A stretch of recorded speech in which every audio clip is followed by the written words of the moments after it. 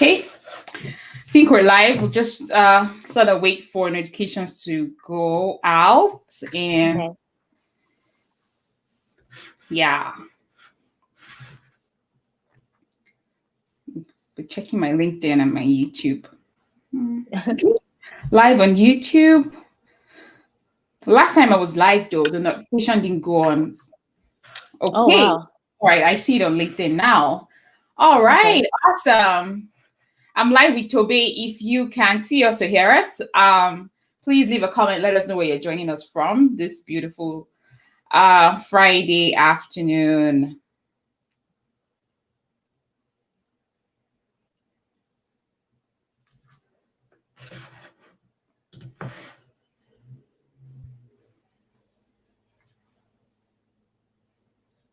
Yeah, I'm able to see you live as well. Hi. So. Hi. Yeah, I see myself live as well. Hi. Thank you. I can't see your name, but thank you. You're here with us. Awesome. That's good to know. Hi, Lola from Toronto. Hi, Lola. How are you doing? How's your week been? How's Toronto today? It's hot here in Calgary. Okie dokie. So I see we're live. Thanks for joining us, Lola, and everybody else. Please, if you join us, leave a comment. Let us know where you're joining us from. Today, we're talking about navigating a new career path as an immigrant. So I have here with me, chatting with me is Tobe Nneji. Tobe is Nigerian immigrant in the USA. And we'll be talking about basically how she's been able to navigate a new career path, as an immigrant to the USA. Basically sharing her journey, her experience. Hi, Estelle. How are you doing? Hi. Hi. Yeah, it's been a busy week, I know. Thank God for the long weekend. Thank God. So, yeah. So we're going to be talking and, so I'm going to allow Toby introduce herself, although I did a little bit of intro, when I made this post about, she's an agile coach and, she's moved, from different things she's done so far in her career, basically. And she's sort of navigated this new career path and, standing out as a woman in the agile space. She's currently an engagement manager with Amazon. So she's going to be sharing her experience and basically answering questions and, sharing what has worked for her so far. For a lot of us who are trying to, navigate, a new path when you relocate. I tell people it's an opportunity for you to sort of restart. So let's get started. So Tobe, introduce yourself. Tell us a bit about you. Let's get to know you. Some people are excited. Somebody says Tobe. I don't know who this person is, but you have a lot of fun. Hi. My name is Tobe, as you've said. And I moved to the United States in 2016. Very wide-eyed and bushy-tailed, completely confused, not having any plans, not knowing what I was going to do. Over the last 4 years, I've pretty much navigated a new career path and set interesting goals within the corporate American space. And, I am setting those goals and meeting them. So something must be going on right. Prior to moving to the United States, though, I was in the broadcast media space. I worked as a radio presenter. And then I moved up the ranks within that space as well and got up to being a deputy station manager before I left Nigeria. So I was in the broadcast media space for almost 10 years, doing that all through, right after university. And by the way, in university, because I was talking to someone yesterday and I realized it seems like most human beings get a chance to reinvent themselves about maybe every 10 years. After you're 20, right? You kind of like do it every 10 years-ish, because I went to school and did economics. I have a degree in economics. And then after getting that degree, I went and started working in the broadcast media industry. That in itself was a reinvention. And then I moved to the United States and then got into IT project management, became very interested in the agile workspace and with the agile mindset and just growing within that method of working. And that has led me to where I am now, working as an engagement manager with AWS, where I am mostly focused on, working with whatever client it is that I happen to be working with and helping them navigate their journey through AWS Cloud. That's pretty much a summary of my story. Okay, very interesting. So you studied economics and then you went into broadcast media. You work as a radio presenter, right? And I can tell why. I mean, you're very eloquent, but why did you move from not someone studies economics, they want to probably work in the bank, do something business admin related, or probably do accounting is what we see a lot of people do an ICANN or whatever. So how did broadcast media, how did that come about regards to your career journey? So let's maybe go a few years back and start from the very beginning. I wanted to be a medical doctor, right? Yeah. And then chemistry was really tough for me in secondary school. And at a point, I just said, okay, you know what? This chemistry is so much of a struggle. I'm just going to forget about this medicine and go do something else. I had no idea what I was going to do. The person that was in my life, that was my, young boyfriend at that time, had gotten into school to do economics. And I'm like, okay, cool. I'm going to do economics. So that's what happened. There was no rhyme or reason to it. There was no rhyme, no reason, no thought, nothing, So I just went in and I got it, I'm like, okay, I'm going to do it. By the time I was getting done with school, I did not have a plan. I knew, the next thing for me would be maybe to go work at a bank. That's what everybody was doing. So, Yeah. I was open to that, but it wasn't necessarily a thing that I was looking forward to doing. Yeah. And then someone just randomly said to me, hey, I've been seeing you in school. You have a nice voice. I work at a radio station. Come audition at that radio station. I had nothing to lose. I had nothing to do. I took the card. I went for the audition. They gave me the job. I'm like, oh, really? I can do this. No problem. Let's do it. I like that. Yeah. I pretty much stumbled upon my career. I say that to people all the time. I stumbled on my media career, and it became something that I discovered that I was good at. And I was blessed to have a lot of people around me who were interested in seeing me become something. And so I feel like I was lucky at the beginning of my career. I had a lot of space to make mistakes. I remember when I couldn't pronounce words. I couldn't pronounce Nigerian names correctly. The owner of the radio station that I worked at first literally had me come to his office every day for 30 minutes to read out newspapers so that I would learn how to read properly and pronounce words correctly and, call out Nigerian names, right? So I was lucky to have that. And that helped me navigate that situation.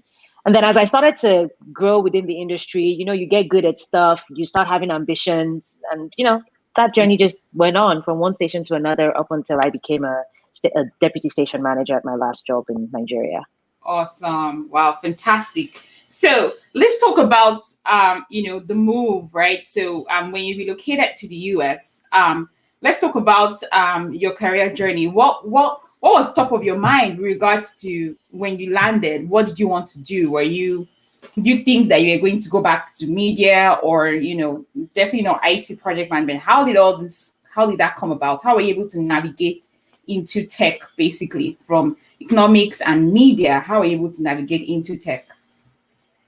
So when I came, again, I did not have a plan. I didn't have a plan because I never lived in America, right? So I came to America for the first time at the end of 2015, and I didn't enjoy being in America. I was so confused. I felt lost. It just didn't sit well with me. So I wanted to leave, and I went back to Nigeria because I wanted to stay in Nigeria. I knew how to make money in Nigeria, so I wanted to just be there, But things weren't working out. And I'm a Christian, and my faith plays a very strong role in everything. And so I pretty much had this long conversation with God, and I'm like, okay, I don't know what I'm doing in America, but it's as if you want me to go to America. So I'm going to pack myself and go. Anyhow it happens, it's on you, So it was like that sort of letting go where I'm like, I have no clue what I'm coming to do in this country. And I really didn't want to come, but it was a sort of life situation where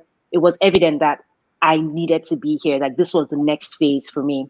So when I got on that flight and moved here, there was no plan. But of course, because what I knew how to do was broadcast radio, I tried to get a radio job. I did actually get some interviews, but nothing panned out to a point that was tangible. I remember one particular interview. I was living in Virginia at that time, and in that one particular interview, I think I had to move over to Oklahoma or something, and it was going to be a part-time job. And what I was going to be making was around $15,000 in a Annually year. Oh my world. So, I thought about it. I'm like, $15,000. I wouldn't be able to survive. I would have to be paying rent. It just didn't work out.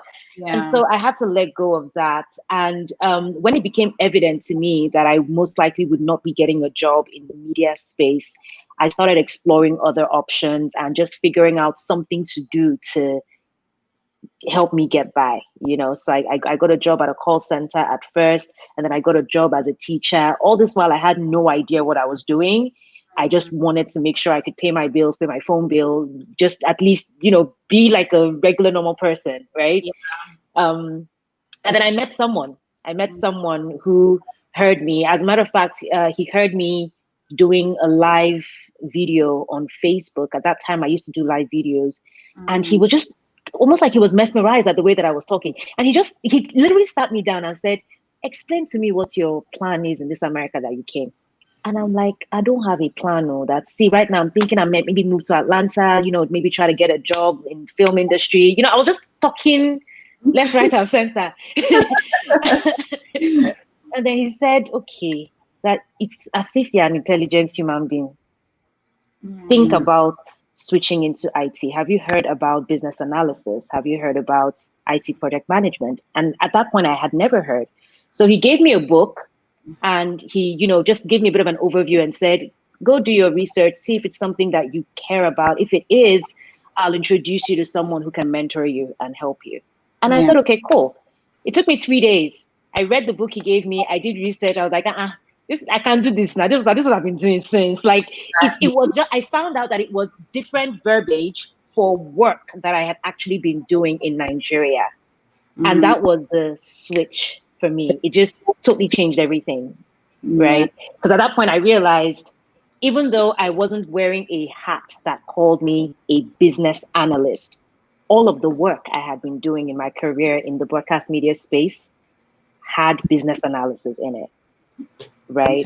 And that really was the switch for me. And that just changed the way that I thought about everything. Of course, I worked with my mentor and she guided me, and but everything changed at that point. I think that was the mindset switch that had to happen for me. Right. So it started with a mindset switch for you before you even got into taking any courses or even getting, all the certifications that you have right now. It started with the mindset switch saying, I can do this. I've already been doing this, right? Fine, I didn't have that title. We were using the same verbiage, right? However, I've been practicing business analysis, even in the broadcast media. So why can't I do it in tech? It was definitely a mindset switch. And this is something I tell a lot of people, that it starts with the mindset, because that's where the work actually starts.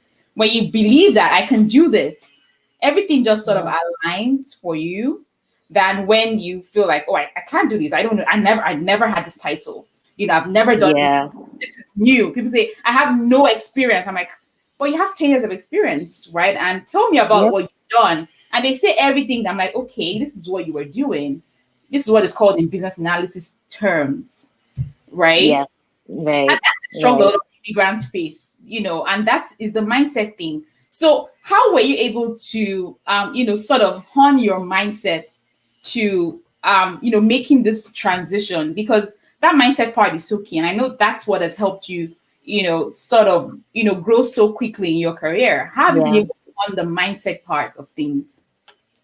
So for that initial switch for me sort of unlocked a part of my brain, right?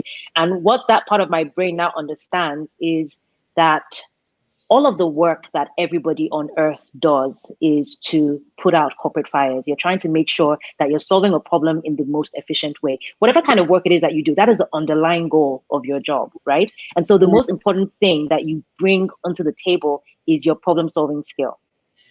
As long as you're able to hone that skill and figure out a way to communicate that you're honing that skill, or that you've learned how to do this thing, or that you're capable of solving problems in a way that either makes the company money or saves the company money, you're good. You're a valuable person, right? And that is something that I've held on to, and I'm probably going to hold on to it for the rest of my life, because Exactly. that has opened doors for me. And then the next thing for me, where my mindset was involved, it was understanding that, okay, as much as that is the underlying thing, there are other key strengths. There are other things that I have to have more than other people to make me competitive. There are other things that people have more than me, right? And then, of course, to get any job done and be efficient in that job, you have to learn the tools. You have to learn the environment of that job. If I decided that I wanted to go be a doctor, for instance, I would have to learn how to be a doctor. I would have to learn the tools for being a doctor, right? If I wanted to learn how to be a developer, I would have to learn the tools, the language, all those things. So for me, it now became a thing where I understood that I could do the job because I understood how to solve problems. And then I figured out that I could learn the tools as well. As long as I can learn the tools, I'm good. Yeah. So that's kind of like the mindset that I have with anything work related. Is it a tool that's learnable? Yes. Can someone teach me? Yes. Let's go. We're doing it. Awesome. Fantastic. So having that learning mindset too is also key, because a lot of people feel like, oh, I know it all. I mean, I've done this for so long. I don't need anybody to teach me or coach me or whatever, right? But being teachable and basically learning, the skill set. So once you have the mindset part of things, all solidified, then just learn the skill sets, right? And then the measure of mindset and the skill set is definitely going to give you the success. Fantastic. So let's talk about, the surgeon into tech, into IT. How are you able to sort of navigate that and, move through, different roles and, to where you are right now today? How are you able to do that, in your career? I would say that it's a lot to do with the learning mindset and just staying teachable. And as a person, I've always been someone who gets bored. I learn things, I get happy learning that thing, and I get it done, and I want to learn the next thing, or I want to do the next thing. And that could be detrimental if you don't use it, if you don't use that sort of character trait very well. So I had to learn how to create something positive out of that character trait, right? So what that did for me was, at my previous employment, every time I saw an opportunity for a training, I would reach out to my manager. Hey, there's this training. Can I sign up for it? Will you approve? And I would go ahead to get the training done. And that's how I got quite a lot of my certificates. I just kept on attending trainings. There were trainings that, of course, they wouldn't approve for me.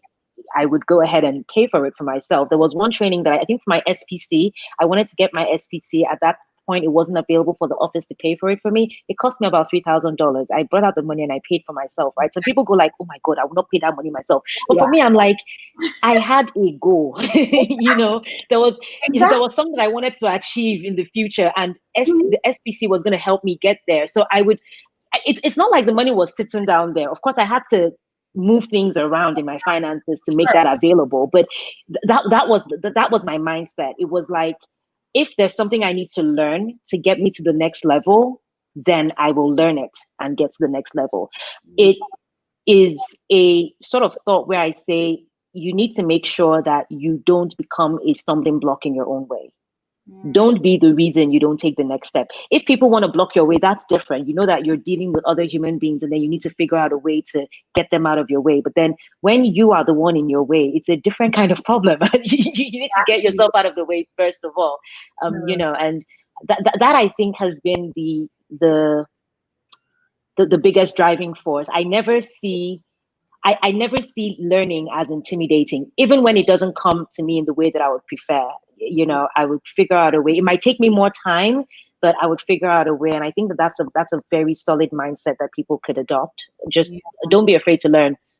Right. Don't be afraid to learn. And, you just sharing that story about you going above and beyond to invest in yourself, bringing out, thousands of dollars to invest in yourself because you had a goal. You knew what was going to be the return on that investment, basically. And then of course it's 1,000x, it's 100x of that investment, because it's paid off. It has.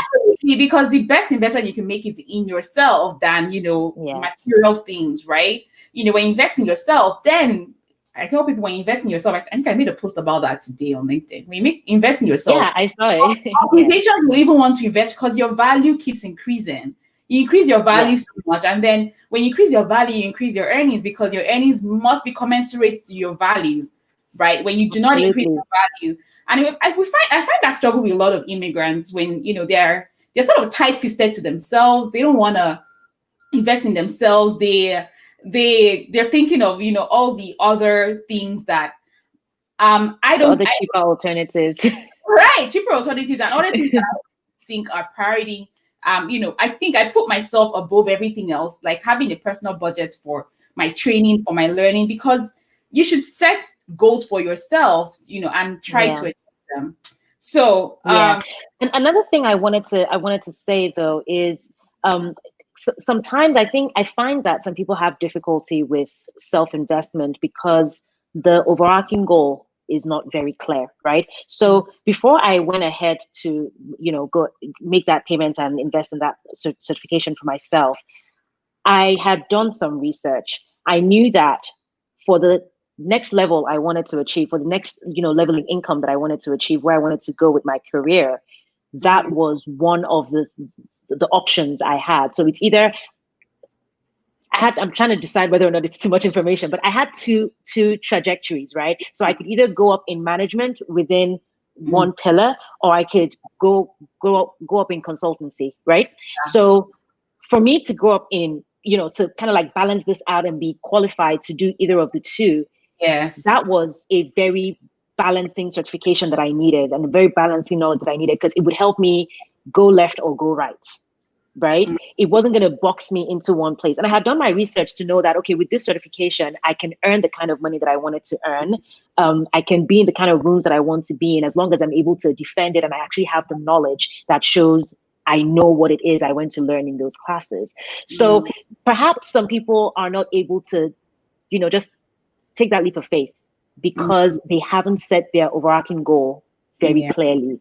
So maybe something to take away is then, spend some time and set that goal. Don't be afraid. As an immigrant, I think immigrants should not be afraid to set lofty income goals. Don't be afraid to do it. Oh, that's a struggle. That's a struggle. It's so much of it. Okay, it's so much let of me tell you something that happened to me, right? When I first came to America, for some reason, my head did not understand that there were Nigerians in America who were doing very well. Yes. For some reason, I don't know why I did. And it's not like where I was, no one there was doing very well, but I wasn't seeing affluence, right? And for some reason, I just didn't think that Nigerians could achieve affluence until I literally traveled. I went to Maryland, and I went and I saw houses that Nigerians were living in. And I'm like, what? What are you talking about? Yeah.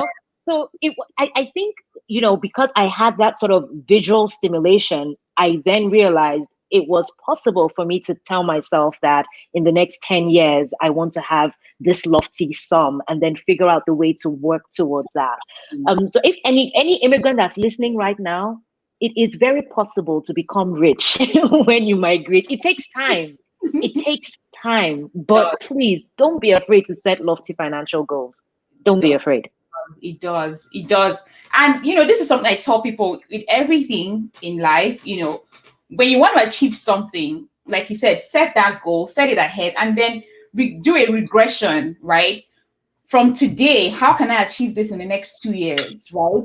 And I like to even use days. I'm like, next 30 days, 90 days, 120 days, 365 days. How can I achieve this, right? What are the things I need to do right now to double my income, to increase my income? Yeah. I tell people for everything that I do, I'm very strategic, whether it's a training, it's a course, whatever that's an investment. I'm thinking about the return immediately. How, like you said, how can this position me for a managerial role? How can this position me for the next role, right? When I was, actively in the job market, I look at the companies I like to work at. There's some companies that, you've always, fancied. And then I look at the job description, I look at what they're asking for. And I'm like, oh, I don't have that. I'll get it. Right? Because I don't want anything to stand in my way to disqualify me from not getting those opportunities. So if they're looking for XYZ, I get XYZ. If they're looking for ABC, I make sure I get it. Right? So I know that I have validated my experience. I have everything that it takes for me to get my foot in the door. And then once I get that opportunity, I'm able to communicate my value. So let's talk about, you set those goals and then, you get, the right, certifications, the learnings. How do you sort of, navigate and grow and sort of, communicate your value to prospective employers? Because I find it's another struggle for immigrants to, first of all, think that they can actually be rich, that they can actually accomplish so much, that they could earn six figures and beyond, that they could live the quality of lives that they used to see on TV, that they can actually live those lifestyles. But it takes a bit of sacrifice, but it does happen. So how can I, I get all the certifications, how can I still grow, communicate my value without that fear of, would they take me? Would they understand my accent? Someone asked me that silly question about my accent. We have Nigerians everywhere, right? Accent, those limiting beliefs like accent, like, I don't have a USA or Canadian degree, or some of them say I don't have that local experience, like all that stuff. How do we grow past those limiting beliefs that kind of hold us down, as immigrants? Well, so the one about accent, I feel like, if anything, the world is currently paying attention to diversity right now. So yeah. I think that anyone who has any sort of accent struggles, now is the time for you to tell just pull out the S in your chest and tell yourself it's not a problem anymore. I don't even think it was ever a problem, if you're able to get yourself past the fear, I think that you should be fine. So don't worry about your accent. What you need to be concerned about is communicating, using the correct words, saying the right things. Yeah. And for me, learning to say the right things takes practice. You have to practice talking about yourself. You have to practice communicating. You have to practice telling people the best parts of you, selling yourself. And to do that, you also have to take time to know yourself. Something that I did when I was starting my transitioning was I literally took a notebook. I probably still have it somewhere in my bookcase. I took a notebook where I wrote down what I considered to be my selling points, the things that had made me successful through my previous career, right? Because anyone that has any kind of work experience, you could get yourself stuck in that place where you're only thinking about the job functions that you were doing, right? Yeah. You're only thinking about the fact that you created an Excel sheet or that you wrote code, right? You forget about the personality, heart, and mind that you put into the task. Yeah. You forget about the subtle skills and your communication and your ability to get everybody together to actually get this goal and set the ball rolling. You forget about that. Yeah. So you actually need to spend some time to do that deep work of getting to know yourself and getting to know what your key strengths are and write that down, right? Now, when you write that down, weave stories of your past experience around those strengths. Weave stories of your past experiences around, because sometimes you're going to see weaknesses. You're going to see times when I, for instance, had this thing where I was very impatient, especially when I was a programs manager at one of the previous radio stations that I worked at. I was very impatient, and I had to recognize that as a weakness. And I'm like, okay, this is a weakness. How can I tell a story highlighting this weakness and highlighting the fact that I've worked on this weakness? You see what I'm saying? So yeah, so you need to spend time to know who you are, know your selling points, and learn how to communicate your story, highlighting your selling points. Then the final trick is to learn the language of whatever industry you're trying to go into, because you now need to learn how to tell your story using the language of the new industry. Yeah. You can't just, I can't go talk like a radio presenter when I'm going for an IT interview. Even if it's the same story I'm telling, I'm going to change my choice of words. For instance, if I was going to say I had a meeting with my team, I would say I had a JAD session with my teammates and stakeholders. You see what I'm saying? So you would change your verbiage. You're still communicating the same thing, but you now need to change it to appeal to the correct audience. So yeah, those are my tips. Fantastic tips. When it comes to that I find with like even a lot of people I work with in my coaching program, I say write down your accomplishments. People struggle, and something people say is I don't know how to talk about my accomplishments. They feel like they're bragging. I'm like, you're speaking about yourself. Were we taught that way? Were we taught to not talk about your accomplishments or the amazing things we've done? Because the truth is we were told to be humble.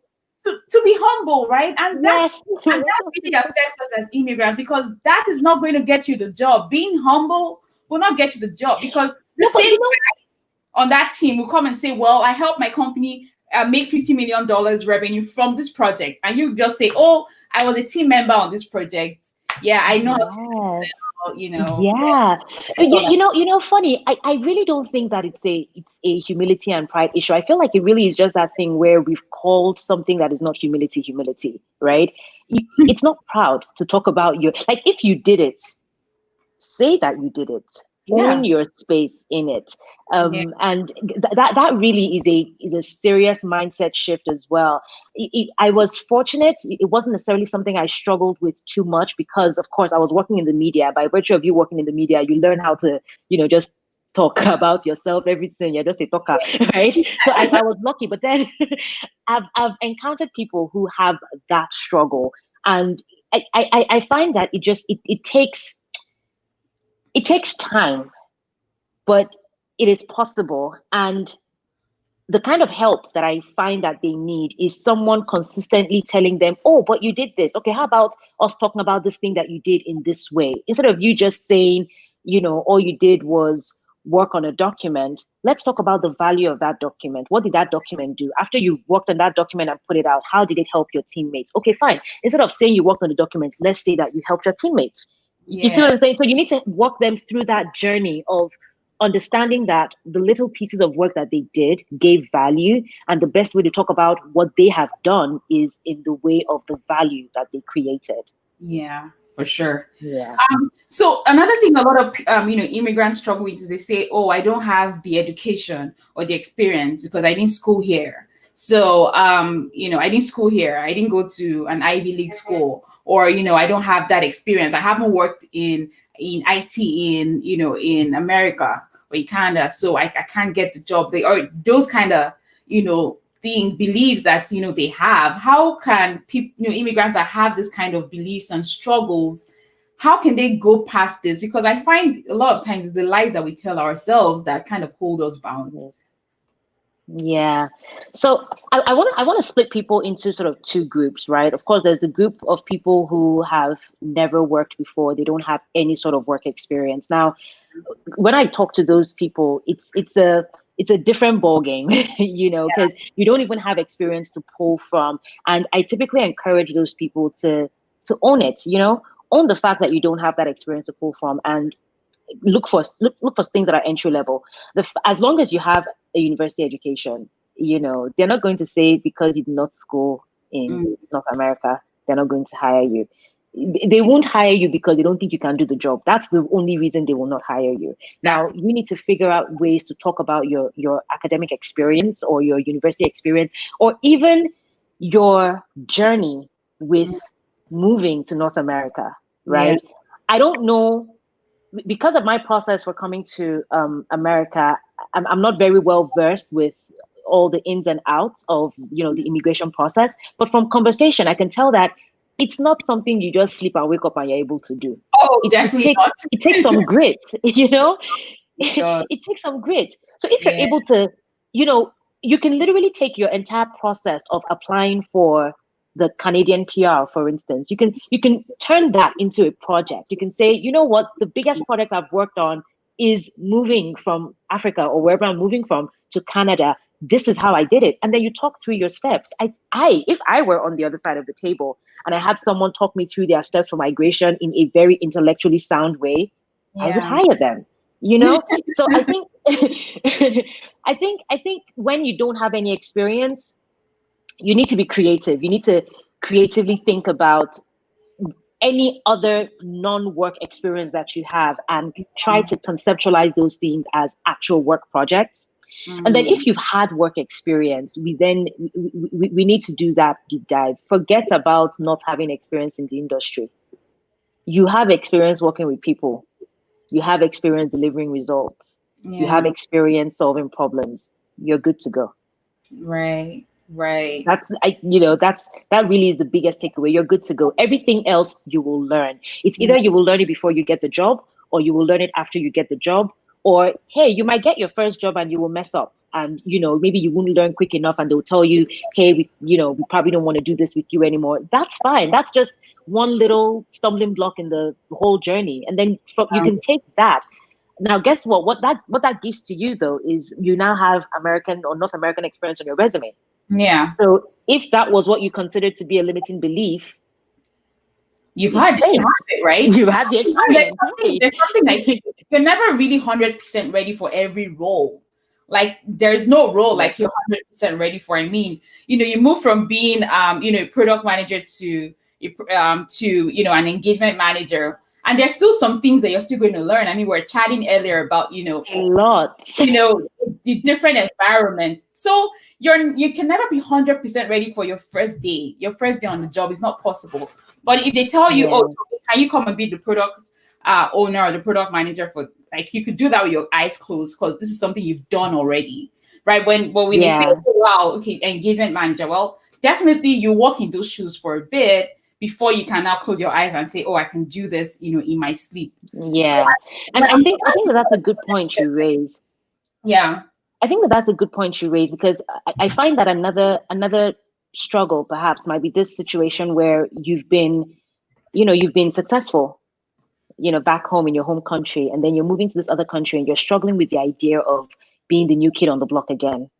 That Yeah. is a bit of a struggle. And funny enough, I find that that's something that doesn't just happen to immigrants. Even people who have already come here, gotten their first job, they just have a hard time moving to the next thing because they just don't want to have to go through that whole learning process again, or that starting over process again.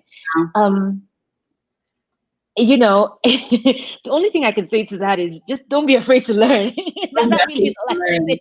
Don't be afraid to learn. Like it's better you learn and you learn from your mistakes than you never took that shot, right? You only Yes. get as many shots as you take, really. If you take one shot and you miss it and then you do 10 and you get 5, that's still 5/10. It's better than not taking as many shots as you could. And this is Yeah. something else I find a lot of immigrants struggle with is, storytelling, being able to tell their story. Um, I'm not sure why, but I think I know for sure is that storytelling is a skill. You being able to communicate effectively, you should be able to tell stories, you should be able to carry people, along your journey. Like you said, someone just being able to speak about their relocation journey. And I found that when I was telling my story, even going for interviews, and you're right there, and then I told them, wow, I just got into Canada. And like, oh my God, you brought the snow. I'm like, yes, I brought the snow. And then, we just start, we build that rapport. We talk about the weather and it's just really relaxed. But I started telling my story about, oh, I just moved to Canada. It's just me. I moved here all by myself. This is what I did back home. And then I just start talking about, the things I've achieved. And then I start communicating my value, right? But being able to tell my story, it's such a powerful thing. I tell people when you're able to tell your story, you take those people on along on your journey as well, and you're not just coming there to talk about all the things about all the technical, and you're throwing all the jargons at them. That's really not what the interview would help you get the job at the interview, by throwing all the jargons at them. No, Yeah. be human, Yeah. basically. So with the struggle with Right. being able to tell your story, how were you able to navigate that, even though you're in media, so you were a talker, right? You talked for a living. But for people that are struggling with doing that, and I feel like that's why a lot of people struggle with getting that first job, how can they overcome this fear? I'm going to share some tips that I actually had to learn at the beginning of my media career, right? Because Yeah. I wasn't always good at talking about myself or anything. I wasn't good at that. I had to learn it. And believe it or not, it really is writing. Write your script. Go back and write an essay about how you spent your last week. Write an essay about how you spent yesterday. Write an essay about what you did for the past 10 years of your life, right? Write it down. Write it down. read it out loud to yourself, read it over and over again. Eventually, these little things stick in your head. You start to create a sequence of your own journey within your head, right? A lot of people, you might not necessarily be a writer who's able to write this really enchanting story that will draw people's attention. But then most of us, when we write things down, we're able to pour out more of what's in our subconscious onto paper. And we're able to see it, smell it, feel it, right? So write it. Just write it down the first time and then keep saying it over and over to yourself. Read it out to someone. Read it out to yourself in the mirror. Eventually, you'll get good at telling your own story. It works. I feel like almost everyone that we know, at least back home in Nigeria, almost everyone that we know that is great on radio started out reading scripts on air. We all did it. We all had to learn how to read scripts in a way that made it sound like we were talking, right? But that's how you learn to do it. And then something I actually shared with someone quite recently. She's been trying to get an internship, and so she's been doing interviews and getting lots of rejections, and we spoke about it. And I said to her, do you want to try recording your interviews? Do you want to try just recording a little bit so that you can hear yourself and hear how you sound? Because you might be saying the right thing, right? But then the tone of voice in which you're saying it is not making it sound as if you know what you're talking about. So it's all those things where there's my journey has a lot of self-awareness involved. And I think that if you become very aware of your facial expressions, your tone of voice, your body language, the choice of words that you use as well, those things help you modify your ability to tell your story. And the better you are at telling your story, the more doors will be opened for you. I remember while I was in my last phase of being in the job market, trying to switch jobs, I had one interview where I think it was a maybe 40 or 45-minute interview or something like that. We probably spent perhaps the first 10 minutes talking about how to teach stuff to 5-year-old kids. I don't remember how that conversation started, but that was what we were talking about. And somewhere in there, the interviewer was able to say, oh, it looks like you're pretty good at teaching people stuff. And I'm like, oh yeah, I actually do enjoy creating content and tutorials and having, tutoring sessions. And then we got into my actual value skill set of being able to create app documentation and communicate ideas and thoughts to people and break it down to teach people, right? But that's how it started, talking about 5-year-olds, So it's learning to tell your story in that sort of way where you create a relaxed and enabling environment for you to talk about the things that you actually care about. You have the power to divert an interview to your strength if you can tell your story. Fantastic. I could talk about storytelling all day because storytelling is so powerful. And, I've used storytelling to, open doors for me, to build connections, everything, when people say, how are you able to? I'm like, because I'm able to tell my story. I'm able to communicate. I speak about myself from a place of value. When you speak about yourself as, oh, I'm just an employee. I just worked at, Keystone Bank, or I worked at Glow, or I worked at, Cool FM as a media presenter. You don't see yourself as, someone of value, someone who communicated value, someone who provided value to that organization. When you go into that interview, you're just going to go there as, someone who is just some regular, kid, right? But when you know the value you can offer or the value you've offered already, like you said, writing it down. I tell people, write it down. As you're writing it down, the thoughts come back, the things you accomplished come back. And if you're still sort of, you still lack some things, like some vital things, chat with, your colleagues. This project that we worked on, right?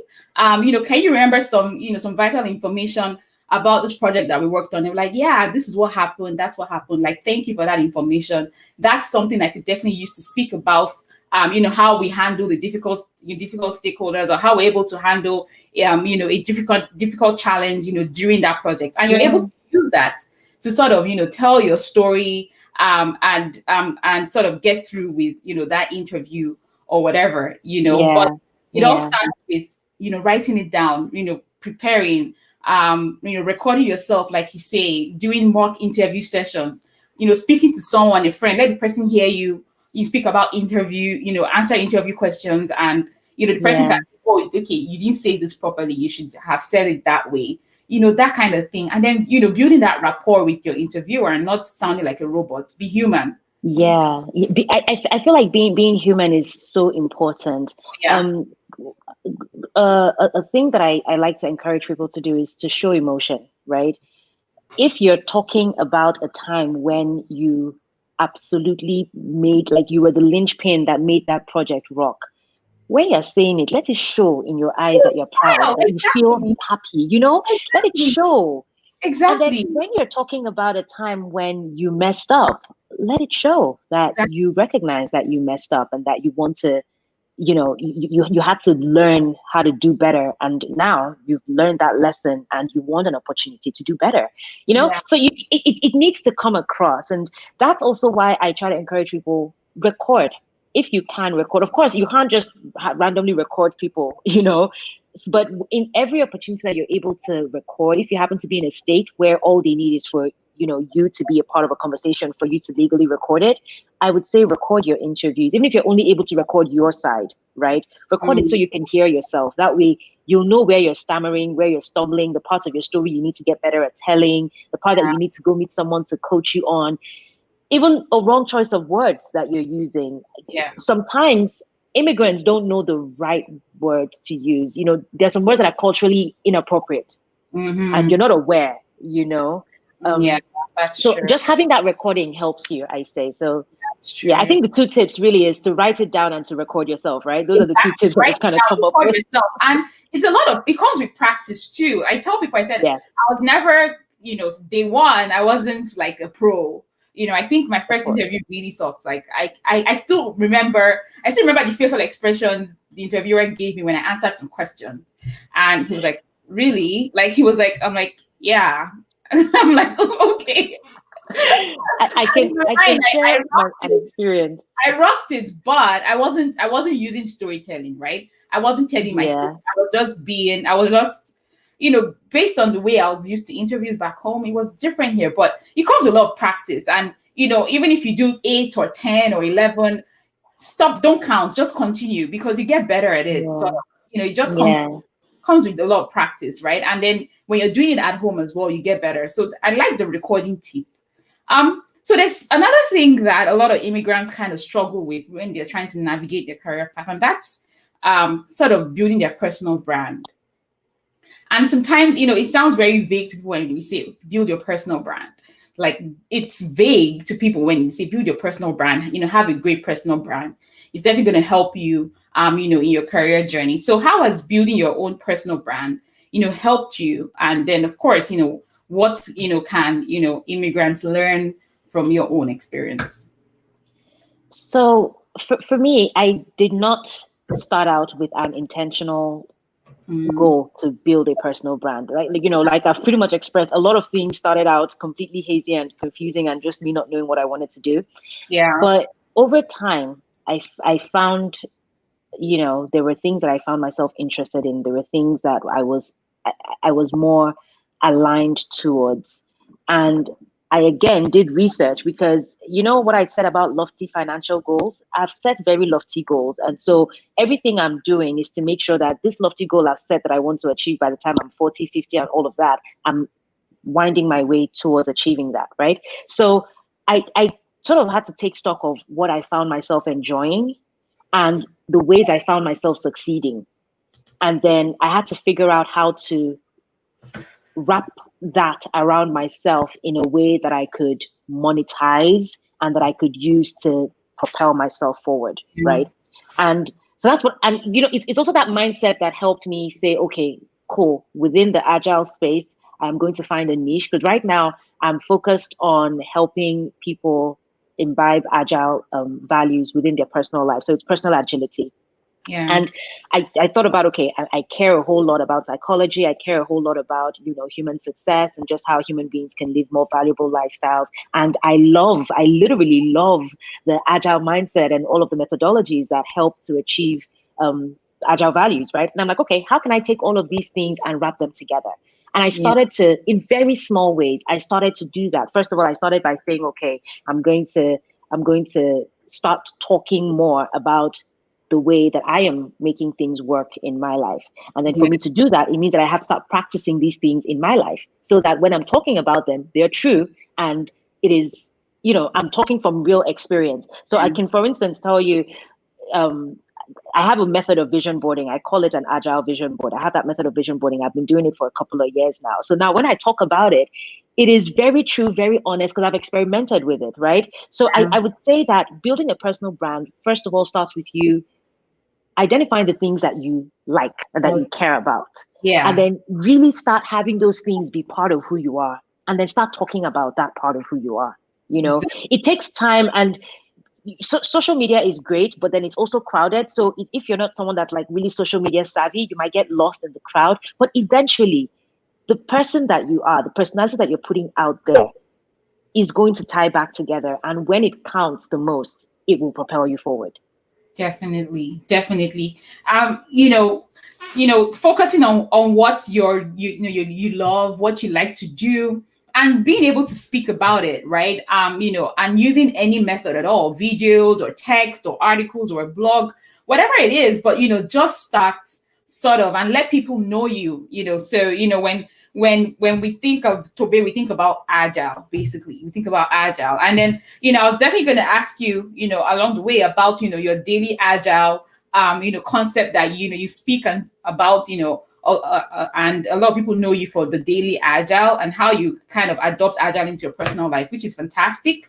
But, that personal brand of a thing in itself, I find that there gets to a point in your life and in your career that it's your personal brand that sort of speaks for you, less of you trying to hustle and trying to find any job opportunities or whatever. But your personal brand sort of brings opportunities to you, for speaking engagements, for mentorship, for work, that kind of thing. When you've built a personal brand, just like you have with the agile, in the agile space, it just sort of helps you with your career journey. And I find a lot of immigrants struggle there, and even just using social media, like like you said, even something like LinkedIn, which is like a professional network where you can actually build your brand without doing too much. LinkedIn is a fantastic place to build your brand, and also to network. So I was going to ask you about also networking.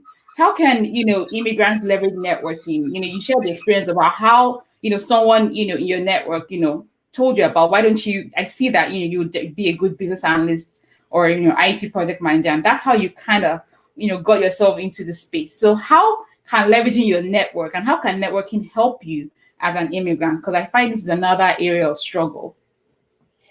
So I'm gonna just put it out there. I like being very transparent. Networking is one of the things that I am currently actively and intentionally working on. Just like the way I reached out to you, for instance, right? It really is that thing where you go on social media space or anywhere, really see a person that you want to connect with or that you feel is going to be valuable within your network. Take some time and get to know some things about the person, figure out points of connection, figure out something, and reach out to that person from a genuine point, be honest, I have a challenge with situations where a person just reaches out to me and wants something from me. It makes me feel attacked. I feel like, Exactly. So, but then if you reach out and what you're trying to do is to say, hey, I saw this thing that you posted. This is what I feel about it. Really good job. Keep going. Or even if you're reaching out to someone to say, hey, you know what? I see the hairstyle that you have and I feel like it's really good. Do you have any recommendations for how I can carry my hair? Honestly, I think that it really is things that are just small like that, right? And then you strike up a conversation, right? And then with that conversation, you try to take it whichever way that it goes. If there really is something that you're hoping you can gain from this person, first of all, find something to give to them so that it's a symbiotic relationship. Of course, there are times when if you're trying to maybe network with a recruiter, you can't really give anything to a recruiter because you want a job, right? But then before you do that, make sure that your resume is well done. Make sure that you have some information about the company so that the recruiter is going to feel comfortable saying, hey, I met this person on LinkedIn or Twitter or wherever, and I feel like this person is going to be a good resource. Let me try to get them in, So there is work that I think you need to do on yourself to make sure that you are positioning yourself correctly. And then when you reach out to people, you don't want to be grabby. You want to find a point of connection, and then if possible, find something to offer towards the relationship. For sure. Yeah. When you talk about, people just reaching out and asking you for a job upfront, they're telling you, oh, they want to move to they want to move to they want to move to the US, or they want to move to Canada. I'm like, okay. What do you want me to do? Someone hound me and say, you've not replied my message. I want to move to Canada. How can you help me? I see you have a consulting company. I'm like, wow. Seriously, is that really how things are done? But that's really not how to network. If you're looking for something, you know that person can help you. You don't just go and say, oh, help me do this or get me a job or whatever. You try to build that relationship, right? And do your research, know stuff about the person, right? You can't come and ask me things that are totally out of my league, like petroleum engineering. I'm not a petroleum engineer. So that kind of thing, like, know how to establish that connection. Like you said, it could be the little things, and to a lot of people like me, it's the little things that really matter, right? Those kind of things. It means the person went out of their way to find out more about me, and that person is really interested in and invested in this relationship, and I want to listen to you. I'm open to grabbing coffee and talking and getting to know more about you, that kind of thing, and be willing to give more than you take, really. Yeah. So something I've been tweeting about a lot actually is that there are actually a lot of human beings who are willing to help. Maybe this is something you experience as well. I get a kick out of helping people. I was just, sharing some good news that I was privileged to be a part of. I think that when a person allows me help them and then that pans out to something, for me, it's a privilege. I get a huge kick out of it, right? Yeah. But Yeah. it is difficult to help a person when they don't ask you in a way that makes it easy for you to even know how to help them. Because if a person comes and says, I need a job, that's such a vague thing. Yeah.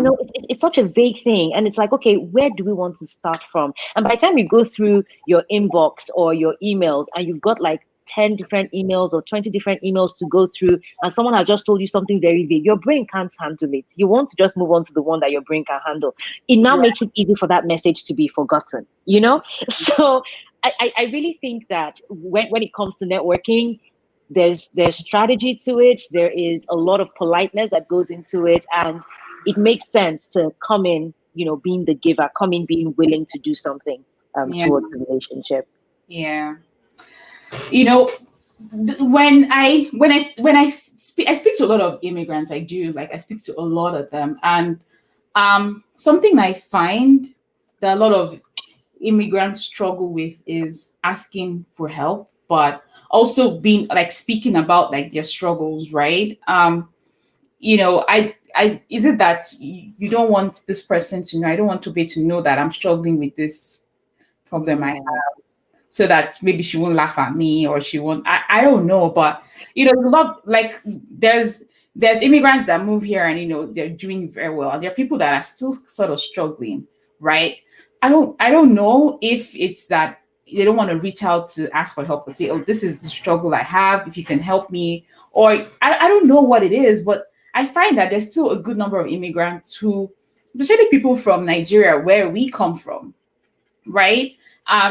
They're not open to saying this is my struggle, right? Do you have any tips for me or whatever? Like asking for help, it's sort of a struggle. I don't know, like how, if anybody like that is listening, what would you advise, those kind of people that, are, they're not open to kind of sharing, what their struggles are, and, finding, someone to just help them, or even just advise them, basically.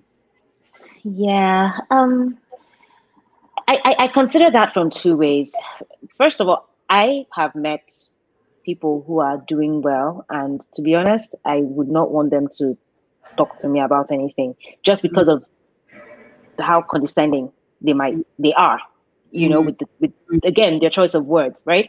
So I would look at it from two prongs. First of all, if you're a person who is doing well, if you, I don't think I want to, I can say that, you must try to pull other people along. I don't think that that's a mandate, but if you if you can try, because we all do better. It's better for each one of us when everyone is doing well. You see what I'm True. saying? It removes the amount of benevolence that you have to have. It removes the situation where someone becomes dependent on you because you're helping them stand on their feet. You don't. It's better to teach a man how to fish than to give him fish. You see what I'm saying? So if you can help.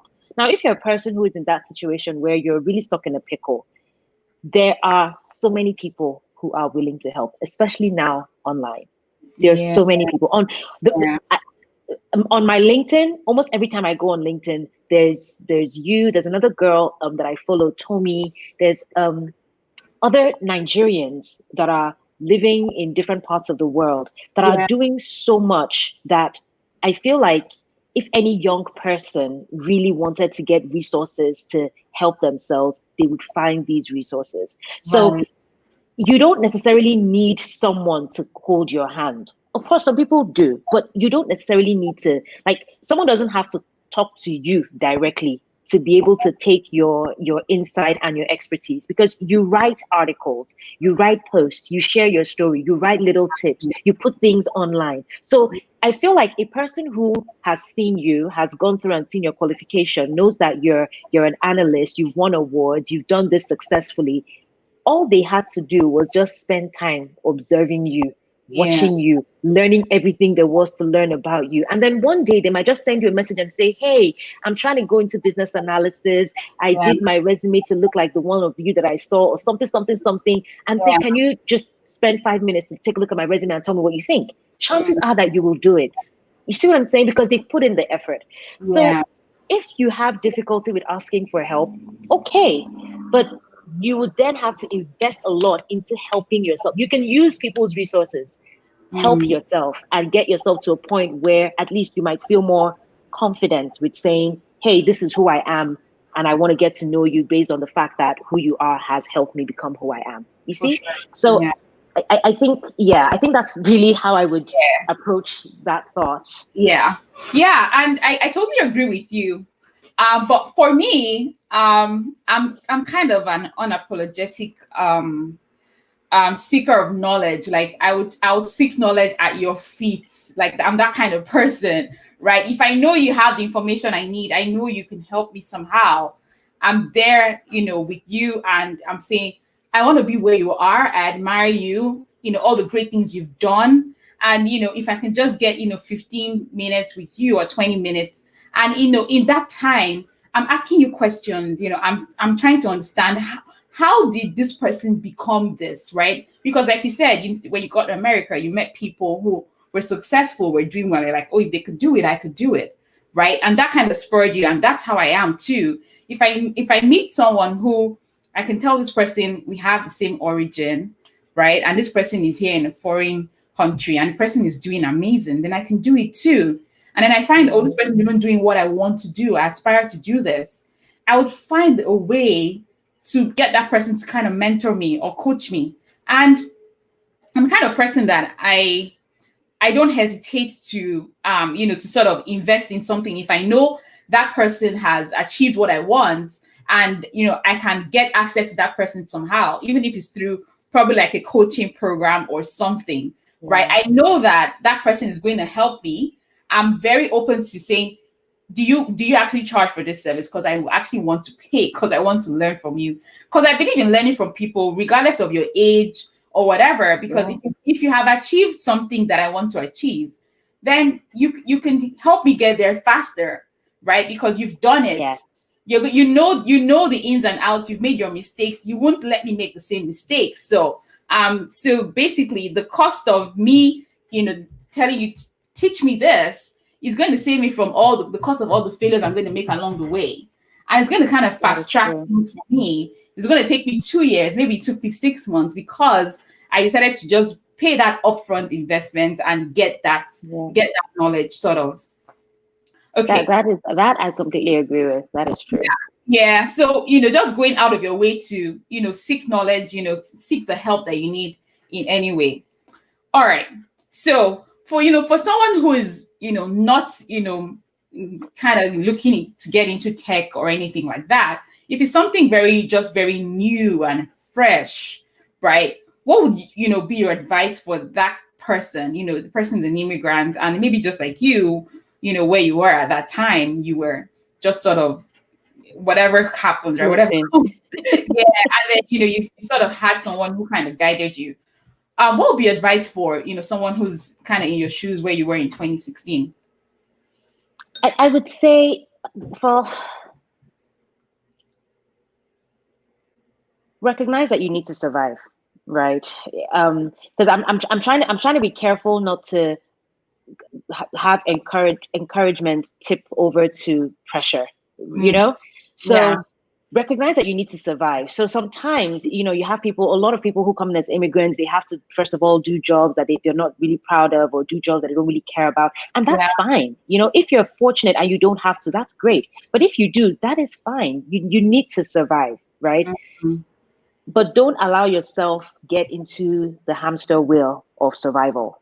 So once you figure out survival, start thinking about thriving. You want to scale that. So you want to go from survival to thriving. And the next thing I would say is, become self-aware, find out who you are, know who you are. Because I think getting to know myself was really the biggest hack for me, right? Get to know who you are, because that's the only way to know your strengths. That's the only way to know your weaknesses. That is the only way to know what field or what environment you would thrive in, or at least that you would be able to cope in. Because sometimes the goal is not for you to thrive. Sometimes the goal is for you to cope so that you can gain the experience and then move on to thrive, or for you to cope so you can gain the money that's going to pay for you to position yourself to thrive, right? So get to know yourself, and don't be afraid to learn. Right. Don't be afraid to learn and start from the very beginning. Coming to a new country, like you said, is an opportunity to reinvent yourself. Seeing it as an opportunity. Of course, I feel like anyone coming to a new country knows it's an opportunity. First of all, I feel like we all kind of know that, but then it becomes such a daunting opportunity. Like, it becomes scary, right? Even that fear that you're experiencing is in and of itself an opportunity for you, So don't be afraid to reinvent yourself. Don't be afraid to toss out everything you thought you knew and start all over again. To learn, right? The ability to learn. When it comes to like the workplace in itself, I also find that though immigrants sort of struggle with advancing in the workplace. Right, and so they're able to get that job. It's good. They can pay their bills now. They're happy. They kind of have all their basic needs met, but they sort of struggle with growing and kind of moving up the ladder, basically. In their industry, in their career. What do you have to share with regards to sort of why you're smiling? Because that is one of my favorite things to talk about. Okay. All right. It's one of my favorite things to talk about. Okay. Yeah. Okay. So I'd like you to share about how that how we as immigrants can grow move up the ladder and not be stuck on that hamster wheel. Because I mean, it's one thing to get a job and just be stuck there, and you find someone's been there for 5 years or 10 years, like, why, right? So and they haven't gotten a promotion in 5 years. Yeah, that is rough. So there's so many ways I want to dissect that, because it is one of my favorite things, right? So here's the thing. I think, and this is my mindset. Going in, I always know how long I'm going to spend at a place, right? Sometimes it may change. I remember when a job that I got, even my manager told me, he was like, I feel like you're going to be with us for about 2 years. And I told him yes, because that was my intention. And it wasn't a thing where, and this may not work for everybody, right? Because sometimes you have to know who you're talking to and who you're working for, right? But the person I was talking to and the person I was working for was someone that I could actually be very honest with. And I let him know that this was, I had this timeline. Of course, it could extend, right?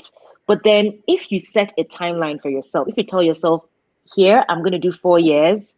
Now you need to say within 4 years, what is the realistic maximum I can achieve? And then from day one, start working towards that maximum. You need to make sure that you are visible on your team.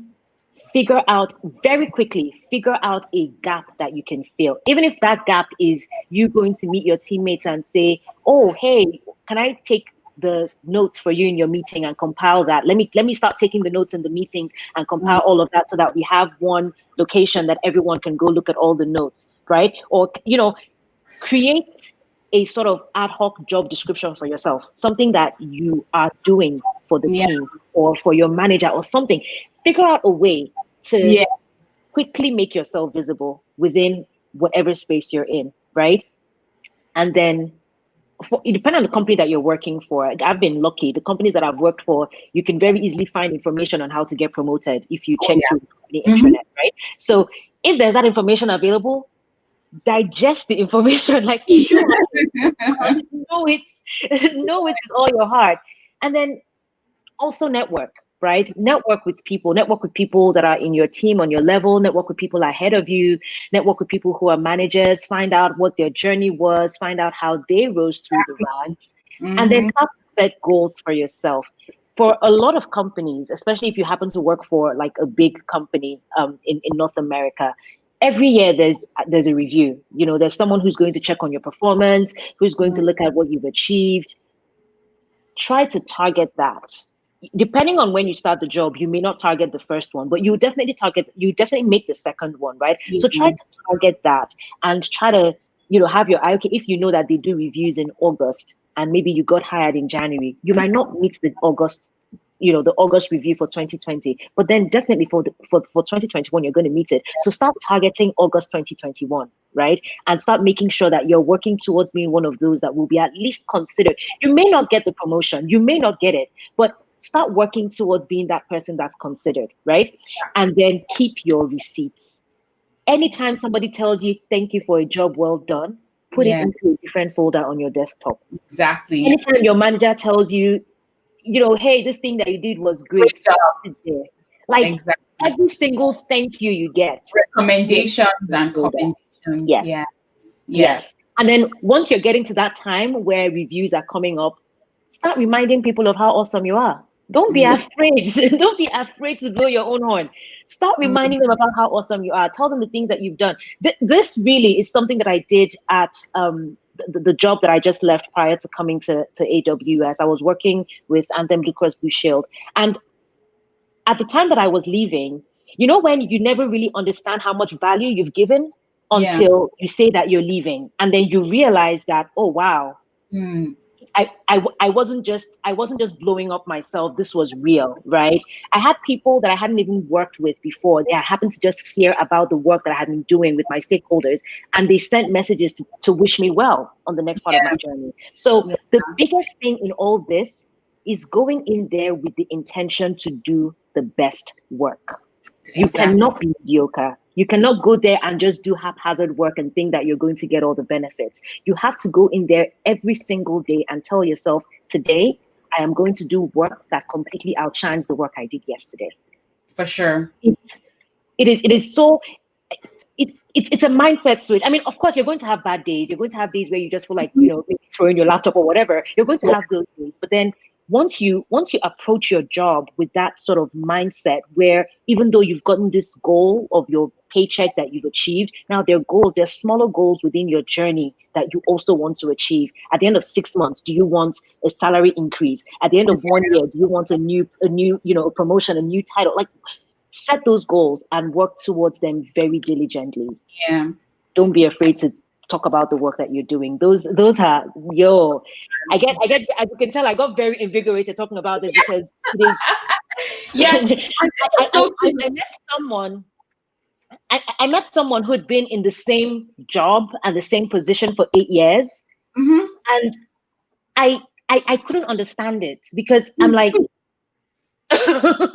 So immigrants, God has given me this one that I have that at least is taking care of my bill, but let me just hold on to this one. And they don't even try to see how they don't even try to step up and say there's an opportunity, there's an opening in their team. They don't even step up. They're like, no, let me just be with this one. Let me just be content with this one. Or there's opportunity. That was the word. Like, this one that I have right now, let me just be content with it. They're not open to sort of putting themselves out there and saying, hey, I want to take up this manager position. I've done this for 3 years. I've been working with my teammates. I have some leadership skills. I'm open to trying this out. You know, I mean, why not?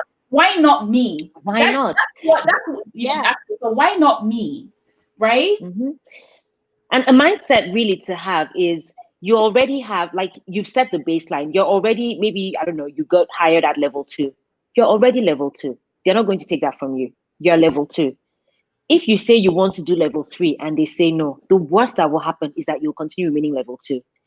If you keep on saying you want to move up and they keep saying no, the worst that will happen is that you're a level 2 who keeps trying to be level 3. One day someone will say, please, I'm tired of this girl. Let me give her the level 3. Let's move. Do you understand? So you just need to, be that person. Of course, you don't want to become obnoxious. You don't want to become obnoxious and become an annoying pest. But you have to approach your work with a mindset of excellence and say, I need to do it in such a way that when I go to ask for what's mine, they can't say no. I remember the first time I went to ask for a promotion. I went to ask for promotion before I was 1 year at the company. You see, I had plenty guts. and I had done we had a really massive migration that was so stressful. And I was working 12, 14, 16-hour days. It was ridiculous. And it was that kind of thing where it was new. It was a lot of massive learning for me and everyone on our team. It was crazy. But then we did it, and we did it successfully. We did it to the point where we missed the go live, but then, we had planned a little grace period within, the go live determination. And so we were still able to meet it and not have any sort of compliance issues, right? So that was a big deal. Yes. And I recognized that it was a big deal. Even though I hadn't been 1 year at the job, I went to ask for a promotion. Of course. But they told me, oh, yeah, you've not been 1 year at the job. We can't give you a promotion. And I said, okay, cool, no problem. Now, all the receipts that I had kept from my first year, I kept them. And then I kept on doing a stellar job. By the time, once I clocked my second year, like once I became 1 year, and then, the day after I was 1 year, I went back to say, I'm 1 year. How far that promotion now? No, for real. Yeah, definitely. So, all the recommendations and commendations you had, you kept that, and that was evidence, right? That's evidence of the great work evidence. Done. And showing up every day, with that excellent spirit of I'm going to do this and I'm going to outshine what I did yesterday. In fact, one of my roles where I was leading a team, and and everybody there was my friends. Like, we're all friends, we're buddies. But when it came to the work, they said between 8 to 5 p.m. I was a different person. And that's just because I say we have to work like, what if you owned this business? How would you handle this business if this was your business, right? How would you talk to the customers? How would you handle your deliverables? So let's take it like this is our business. I say, when I sit on this chair, I think of this whole organization like my business. I run it like I'm the CEO. I'm the CEO of this team, what I do right now, because it affects the bottom line somehow. So I want to make sure everything I'm doing is affecting the bottom line positively, right? That kind of mindset would help you to make sure that you're doing the right thing. And then when you get things done, blow your horn, blow your trumpet, right? Blow your horn, whatever. Build relationships with senior management, because the truth is, you're not going to promote yourself. It's going to be conversations that are going to involve senior management, so your manager, general director, whatever. And I tell people, I'm like, do you know your director? Do you know your manager? Like, do you know these people? Or you're just the person that comes to work and you and nobody really knows you. You know that, there's this girl in or there's this girl in sales. There's an echo coming in somewhere. Right. Yeah, I think it's from your it's from your airport. Yeah. Okay. I can't hear you anymore.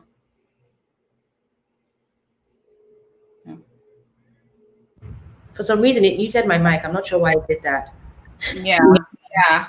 Okay. So, and then they know that, oh, there's this person, there's this Tobe, in this team, she's doing amazing, and they know already. So when your name comes up for, promotion or to be recognized or whatever, people already know you. And then also being able to speak up, right? When you have meetings and town halls or whatever, being able to speak up, share your views and your ideas. And this is something a lot of immigrants miss out on, because your ideas are fresh, you're new, right? They're different. And the truth is, everybody wants something different from the norm, right? Even though it may not be accepted or implemented, but you've shared something new and fresh. And that's it. And if that idea has been implemented at the end of the day, own it, because you are the one who piloted that thing. You brought up that innovation, you brought up that recommendation for the business, and they implemented it. So own it. That's one of your accomplishments. And that's a lot of things that, we feel like, oh, I don't think I want to share anything about myself or share anything that I think can help because I'm new here.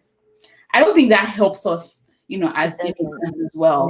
Yeah, it doesn't. It can be tricky, it can be tricky, especially when you're not familiar with culture, and if you happen to be working in a place that's very diverse and there's so many cultures that you need to be sensitive to and all that. So it could be tricky. But what I always say is very quickly figure out a way to serve, because the easiest way to make yourself memorable to people is to do things for them, is to serve them. Yeah. Figure out a way to serve, figure out a gap to fill, figure out something. The something that I did at a previous job is, as soon as I started, I was onboarding. The onboarding process was a little bit complicated, and there weren't a lot of, there was no one for me to ask any questions. I had to figure out a lot of things myself. So I went to my manager and I said, this onboarding process is not very smooth for me. So what I'm going to do is I'm going to document the things that I'm learning, and then I will put them on, in a central location for anyone to use it. That way, anybody we're hiring after can simply take the document. I wasn't asked to do that, right? But I did it. And that became a thing for me. Every time we hired someone, my manager would say, oh, here is this onboarding guide. Tobe was so gracious to do it for us while she was onboarding. It became my thing. You see what I'm saying?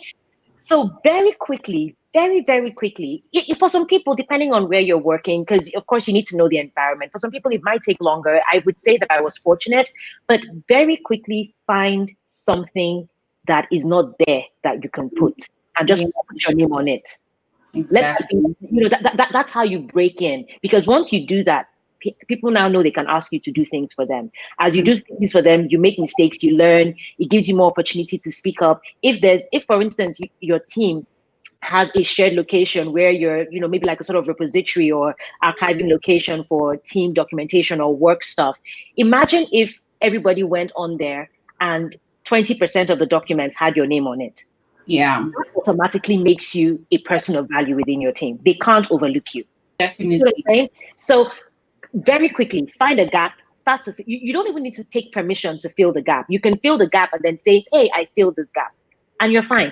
I feel like that's the beauty of working in North America, because I don't know that in Nigeria I would have had, well, I guess later in my career, when I, became more senior in my career, I had the guts to do that. But then starting out in my career in the media, I don't think I had the guts to say, oh yeah, there's a gap here, I'm just going to go fill it. Because there's that thing where you need to take permission. That respect culture that we have, was a little bit inhibiting. But here you don't have that, so take advantage of it. Exactly. It's not like there's no respect, but there's respect, but it's not as inhibiting as what we're definitely. Yeah, definitely. So, and step up and share your thoughts. Whatever that's on your mind, really, because like I said, whatever thoughts and ideas you have, it's something new, it's something fresh. Be open to sharing, right? And understand that forget titles of manager, director, CEO, CFO, COO, CIO, whatever. These people are humans too. Be human, right? Have that human connection with people. Above all, we're human. So come down to earth with people and be open to building those relationships, getting to know about them and their journey, in their career, their journey in that company, and, learning from their experiences, basically, because that shows that you're genuinely interested in the organization and the people that you work with, right? Yeah. So forget about the titles and, build those relationships and those connections at work, because that's going to help you to, to grow, and then also helping you to have someone who's going to speak for you behind closed doors, right? Because having a sponsor at work is key. Yeah. So having a sponsor Sure. someone to speak for you is very, very key. It is key. It is key. The manager that I worked for he has been very instrumental. I'll probably maybe call him tomorrow because he was very instrumental to my growth. He told me point blank, you need to make sure other managers know you.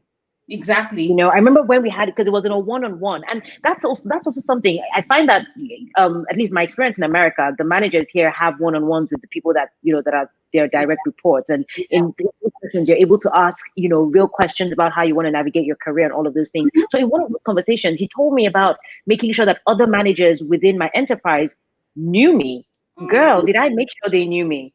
I made sure that they knew me, because at the end of the day, when your name comes up for a promotion, it's going to be a conversation amongst a number of people. You're not going to be there. You need to make sure that there are more people saying positive things about you than there are who are saying negative things about you, or than people who don't even know that you exist. Like, who's she?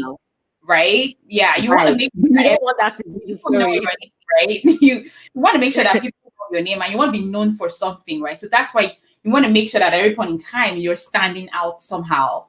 Find a way to stand out in whatever you do, and it starts with doing excellent work. All right, so I want to ask you about the daily agile, this concept that you speak about a lot, and you're always talking about it, right? So tell us about this daily agile and how you've been able to use agility in your personal life, right? How have you been able to do this? So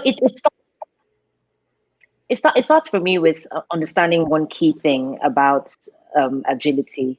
What we're trying to do when you have an agile mindset, it means that what you care about is achieving small goals that align to a big goal, right? Yeah. When you think about anyone who's talked to you about productivity or winning over procrastination or figuring out how to have a more effective work-life balance and stuff like that, it all comes down to that basic concept of taking your big lion and breaking that lion into tiny little kittens, right? And I find that using agile principles and agile values has helped me figure out how to do those things in my personal life. For instance, let's take the Scrum methodology. Yeah. Right? We can scrum through life. We can scrum through life. You can set yourself up to have a daily stand-up with, for you and yourself every morning. That way you're able to ask yourself what you did yesterday, what you're going to do today, and what's in your way. That way you're able to set very specific singular goals for yourself every single day. And then the next day you assess it and you're able to track your very singular small progress.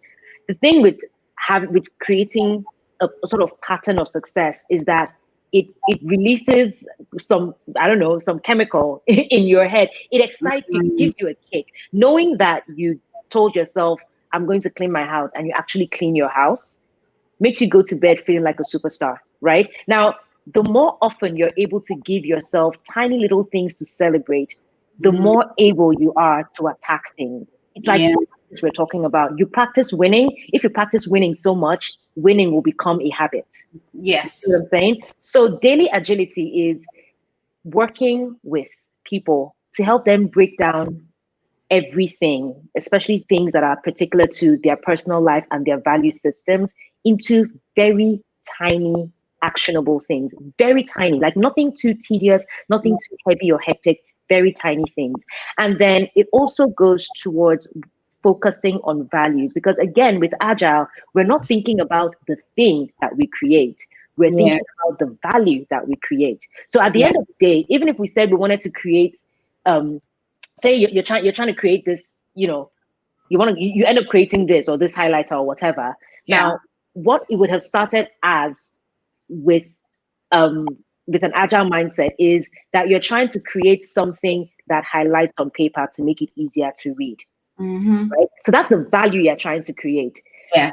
Whatever this pen looks like doesn't matter as long as you achieve that value, right? Yeah. So what we're now working towards as human beings is no longer saying, I want my house to be in this particular place, or I want my house to be this particular shape. It is now, I want to have a house that is worth this amount of money. It doesn't matter. Or I want to have a real estate portfolio that's worth this amount of money. It doesn't matter whether it is single family home, duplexes, so you shed the stress of being finicky over the small details that don't matter. And then you focus on the actual value that matters. So that's pretty much what Daily Agile is. It's working with people to do all that within their personal life.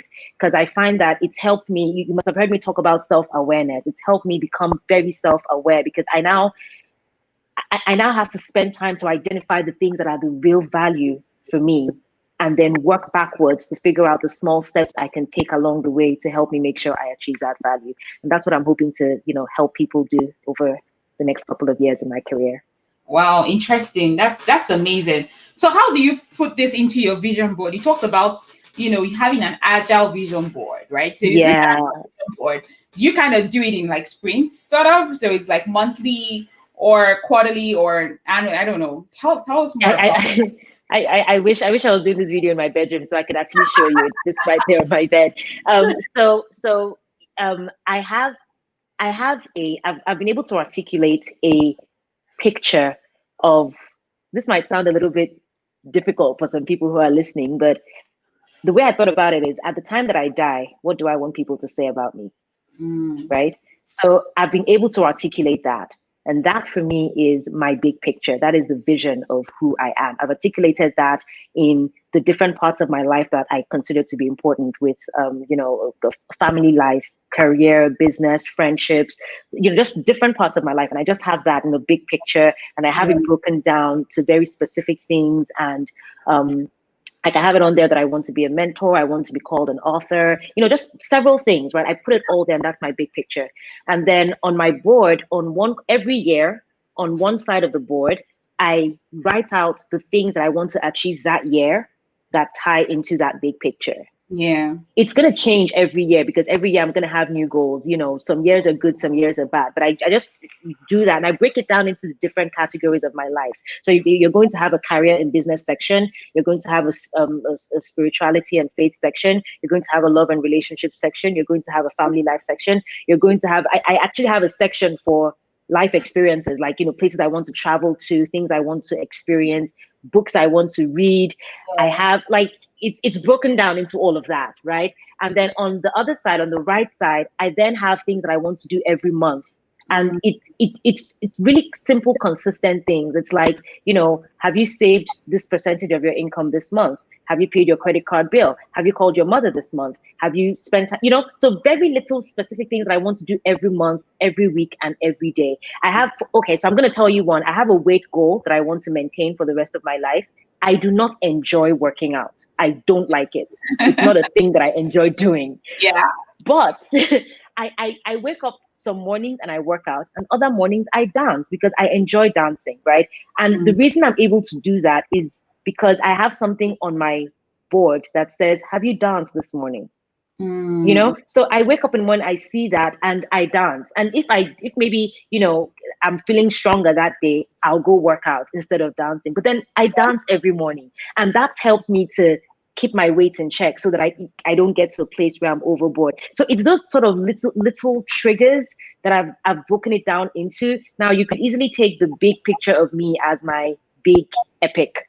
The things I want to do every year as my features, and then the things I'm checking on myself every month as maybe my user stories, and then the things that I have for weekly and daily check-ins are my, my simple tasks.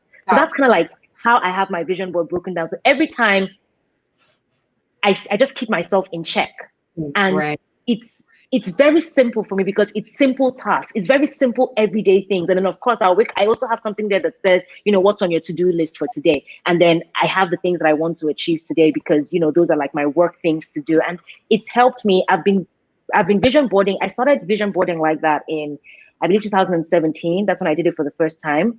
And since then, I've vision boarded that way. And every year I have achieved more, so every year I find that I've achieved more of my goals. And, I just keep on achieving more.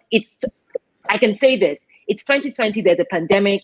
It's been a rough year, but I can tell you that I've achieved 70% of the things I want to achieve in 2020. Definitely. And it all starts with, setting those goals, write the vision, put it on your wall, and, set daily goals, right? Set daily goals, weekly goals, that kind of thing. And then, track and measure things, right?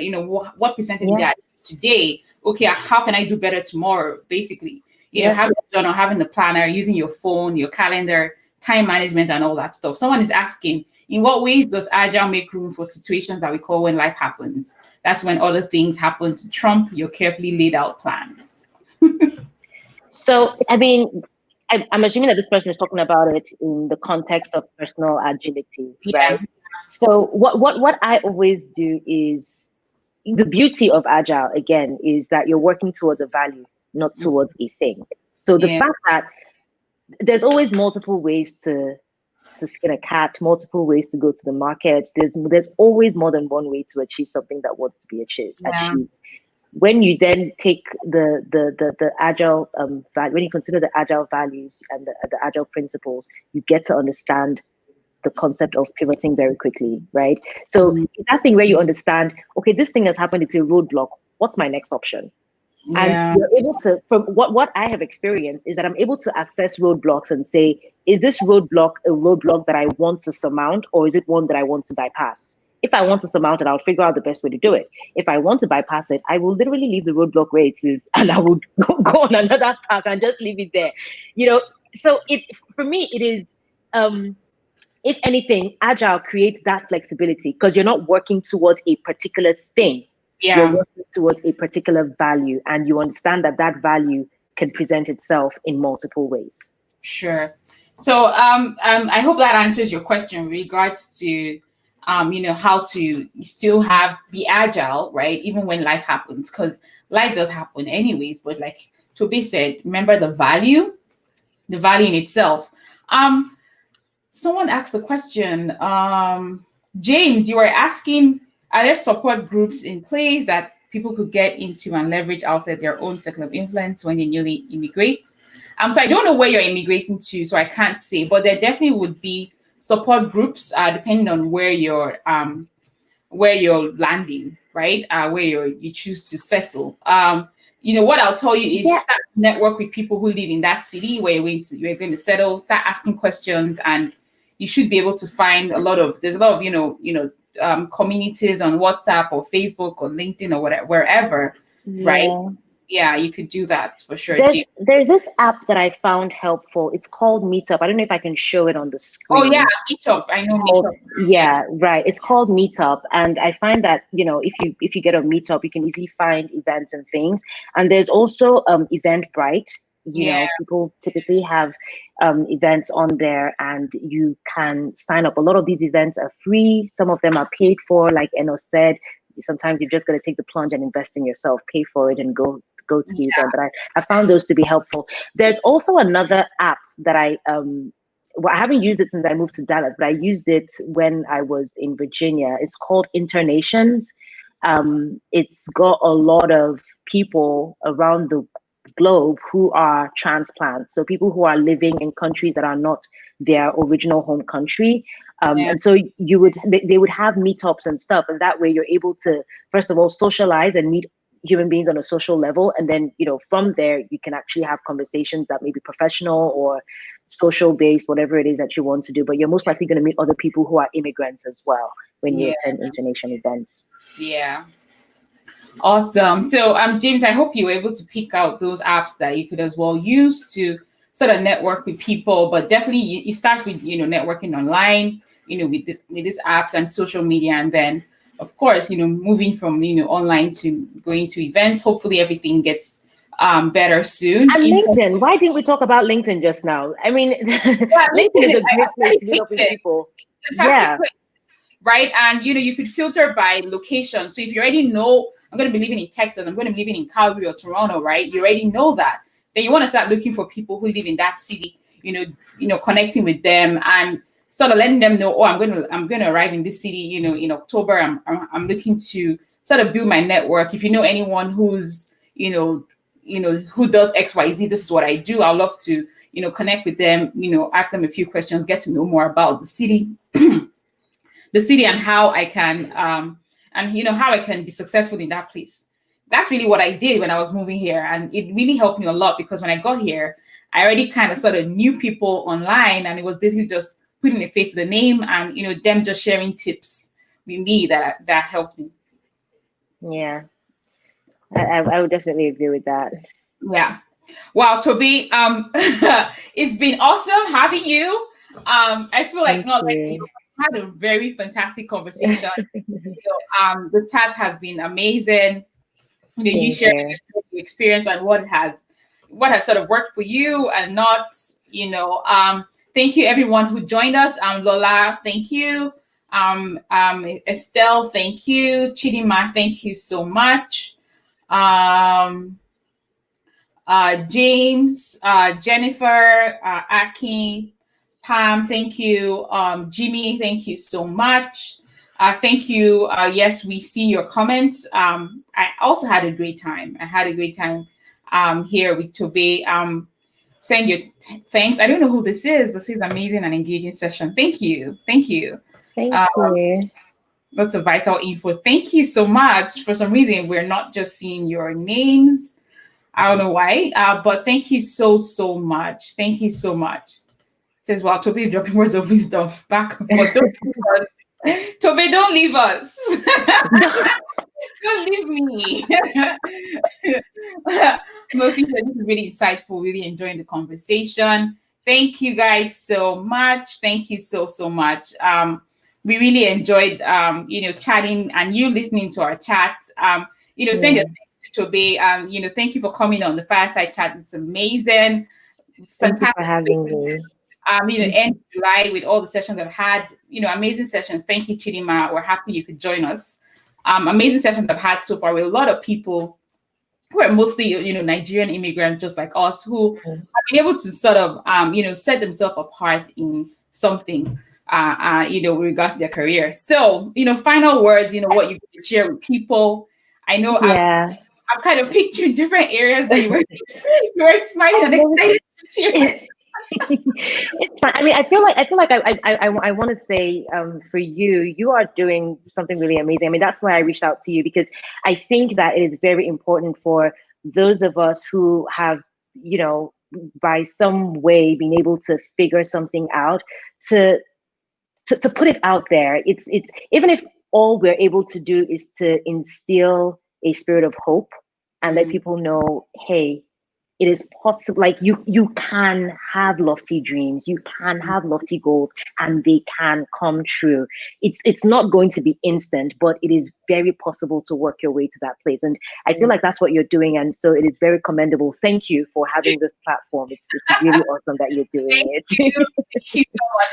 I also agree with you, and I'm never shy to share my story and my journey and how things have been for me, and I tell people you can achieve it too. Like, it is so possible. Like, there's so much opportunity everywhere, and it's really just people who choose to work hard, push themselves beyond any limits, push beyond any mindsets blocks that they have. People who are ready to sort of do the hard work today so that they can sort of enjoy tomorrow, right? Because learning, like you said, and failures, and embracing it and just forging ahead no matter what, right? And looking for that opportunity, that one yes that you really need, because I tell people all you need is that one yes. And once you get in there, that's really all you need. You're just gonna, keep going higher, and you just keep learning and growing. So Louis he says, been a fan of Toby on Twitter. Yeah, she's a Twitter queen. She's always on Twitter. That's where you would really, really find her.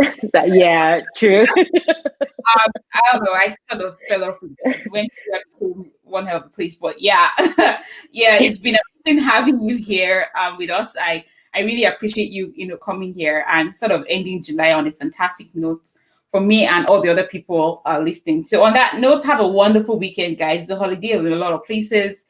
Nigeria, it's a holiday. It's a holiday for us here as well, a long weekend. Oh, lucky you. So yeah. So have a wonderful weekend, guys. Thank you so much for joining us. And please send your thanks to Tobe. She's at Tobe Nneji on Twitter, Instagram. She has a YouTube page. She's also on LinkedIn as well. So follow her for lots of tips. She shares a lot of tips that are helping her in her daily life. And she's also helping people along the way as well. So thank you so much for what you do, Tobe. And probably would have you again. I'll have you back here. Someone says bring Tobe back. I saw that. So yeah, so I'm definitely working on that for sure. I'd be happy to. Thank you so much. Thank you for having me. It's an honor. All right. Have a good evening, everyone. Bye.